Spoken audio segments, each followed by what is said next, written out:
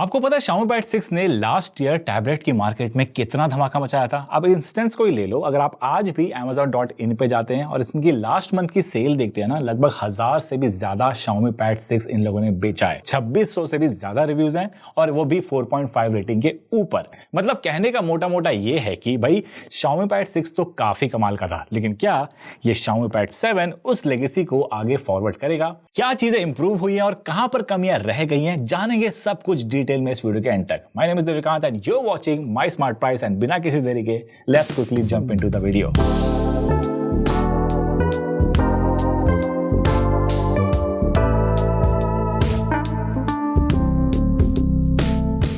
तो भाई नया क्या है? नया है इनके नैनो टेक्सचर वाला डिस्प्ले वेरिएंट। मतलब Xiaomi को ये लगा कि भाई लोग जो सबसे ज्यादा स्ट्रगल फेस करते हैं किसी भी टैबलेट को लेके, यानी कि ग्लेयर वाला डिस्प्ले, उसी को रिमूव करने की कोशिश करी है। एंड ये एक्चुअली किया भी है इन लोगों ने। वैसे ये नैनो टेक्सचर वाला डिस्प्ले यूजुअली काफी ज्यादा कॉस्टली आते हैं, तो उसका वेरिएंट ही इन लोगों ने अलग कर दिया है। और जो रेगुलर वाला वेरिएंट आता है जो हमारे पास भी है, उसमें आपको ग्लॉसी डिस्प्ले मिलेगा। और इस बार स्क्रीन साइज भी लगभग थोड़ी सी बढ़ा दी है। 11 इंच की जगह मिलेगा आपको इस बार 11.2 इंचेस। बाकी एस्पेक्ट रेशियो भी 16:10 से चेंज करके कर दिया है 3:10। अब इस एस्पेक्ट रेशियो के प्रोज एंड कॉन्स दोनों है। कॉन्स की बात करें तो यहाँ पर आपको वीडियो व्यूइंग में ज्यादा बड़े ब्लैक बार्स देखने को मिलेंगे और फुल स्क्रीन करने पे काफी क्रॉप होता है। बाकी अगर आप रीडिंग करते हैं या फिर एप्लीकेशन में काम करते हैं तो वहां पर कोई सच मेजर डिफरेंसेस आपको नहीं पता चलेगा। एंड इस एस्पेक्ट रेशियो के साथ they have also added new touch pad on their keyboard. I know देखने में आईपैड के कीबोर्ड से काफी ज्यादा इंस्पायर्ड है। एंड बेस्ट पार्ट ये है कि इसकी क्वालिटी इज वेरी नाइस। इसके मैग्नेट्स काफी स्ट्रॉन्ग है और टैबलेट को बढ़िया से होल्ड करते हैं। बाकी कीज में आपको बैकलिट मिलेगा, साथ ही डिसेंट साइज आपको ट्रैक पैड मिलता है और इसके अलावा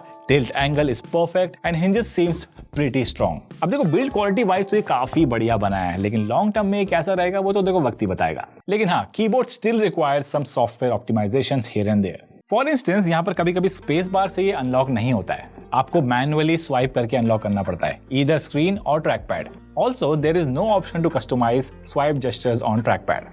जैसे कि यहाँ पर मैंने अगर स्वाइप अप किया तो टास्क मैनेजर ओपन हो जाता है, लेकिन स्वाइप डाउन करने पे ये स्क्रीनशॉट ले लेता है। मतलब स्वाइप डाउन करने पे टास्क मैनेजर को क्लोज होना चाहिए नेचुरली, मतलब जो कि जनरली होता है। बाकी मैकबुक वगैरह अगर आप लें या फिर विंडोज का कोई लैपटॉप इस्तेमाल करें तो उनमें जनरली यही चीज़ देखने को मिलती है, लेकिन यहाँ पर भाई साहब स्क्रीनशॉट्स लेते हैं। अब देखो ये चीज़ जो है ओवर टाइम आपके मसल मेमोरी में आ जाती है। जैसे आप इसको इस्तेमाल करते हैं तो स्क्रीनशॉट आप कम लेने शुरू कर लेते हैं, यानी कि आपको आदत सी हो जाती है। अब इसी के साथ यहाँ पर स्टाइलिश पेन के नाम के साथ साथ फंक्शनैलिटीज भी थोड़ी बहुत चेंज हुई और इम्प्रूव हुई है। In fact this time they have added one more button. This allows you to point out or mark anything specific on the screen. And this thing comes really handy when you are presenting something. यानी कि अगर आप इससे वो connect करके projector से कुछ चीज़ presentation वगैरह दे रहे हैं तो वहाँ पर इसका जो पॉइंटर है वो काफ़ी काम आता है। लेकिन कहीं कहीं पे थोड़ा बहुत हिकअप्स यहाँ पर देखने को मिलता है। कभी कभी बहुत एग्जैक्टली प्रिसाइसली आपको वो चीज़ करनी पड़ती है, यहाँ पर थोड़ी बहुत उसकी ऑप्टिमाइजेशन की थोड़ी सी ज़रूरत है। बाकी this pen works really well overall, has got pressure sensitive tip और साथ ही पिछले बारी की तरह ये टिप जो है रिप्लेसेबल भी है।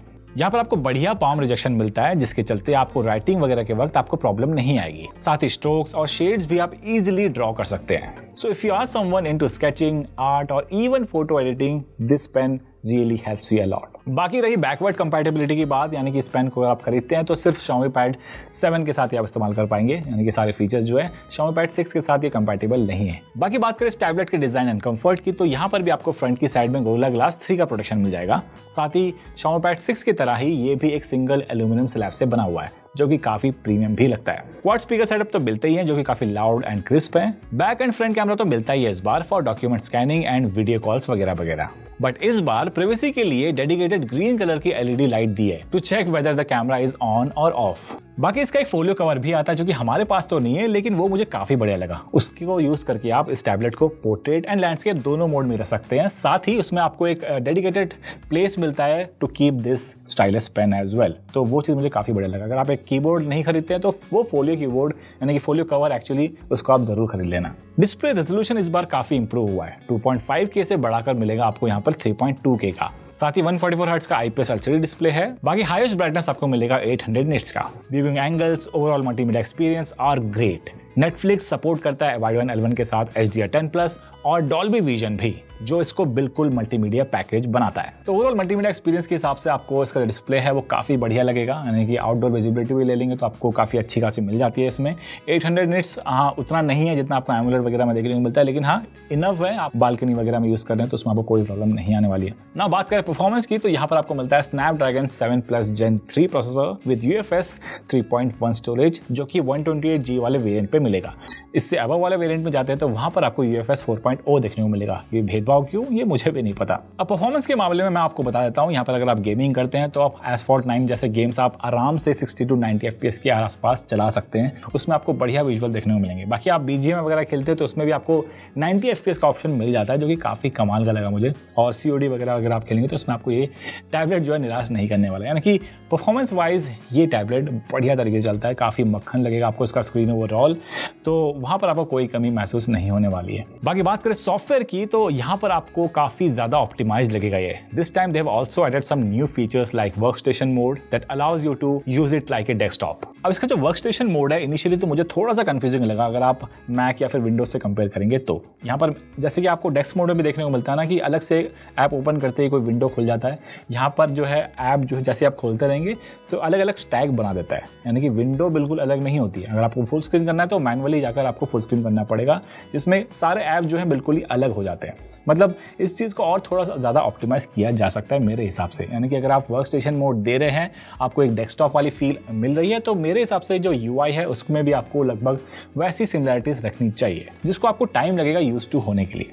बाकी यहाँ पर आपको सॉफ्टवेयर में काफ़ी सारी ऑप्टिमाइजेशन देखने को मिल जाती है। यहाँ पर AI फीचर्स जो है अपडेट के साथ आ जाएंगी, अभी के टाइम पर तो यहाँ पर नहीं आया है। उसके अलावा अगर आपको Xiaomi पैड को कनेक्ट करना है अपने फ़ोन के साथ, आपको बस NFC ऑन करके इसके टैबलेट के पास ले जाना है और ये डायरेक्टली सीमलेसली कनेक्ट हो जाएगा।